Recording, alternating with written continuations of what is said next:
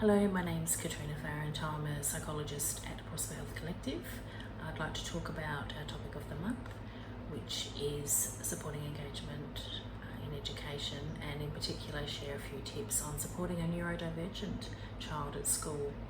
The first tip, which I think is probably the most important one, is to really get to know what your child needs and the things that they struggle with at school, whether that is anxiety, things that trigger anxiety, certain situations or environments, situations that cause sensory overload for them, as just a couple of examples, including your therapy team in collating this information and collaborating with the school is also a good idea.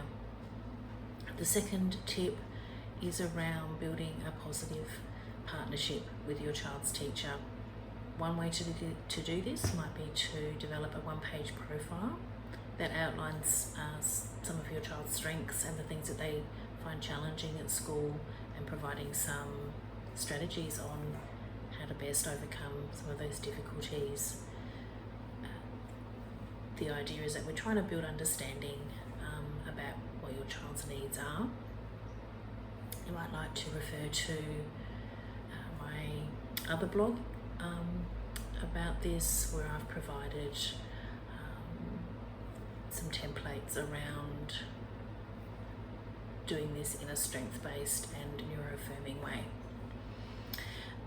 My third tip is working with your teacher to develop a tailored learning plan for them throughout the year. You could give input to this, but also consider involving your child at an age-appropriate level, so they can give some ideas on what's important to them in terms of their learning. The fourth tip is around focusing on strengths. So this could be considering ways to provide interest-driven learning in the classroom, also incorporating the child's special interests, finding ways for them to take on responsibility in the classroom. So some examples might be finding structured leadership roles for kids with autism can often be really helpful, and they can do really well in those situations. Maybe clubs that involve their special interest, so they have opportunity for social interactions that are quite structured and involve their area of interest. Children with autism can also be highly empathetic and work really well with little kids, so this could be a role that they could take on as well.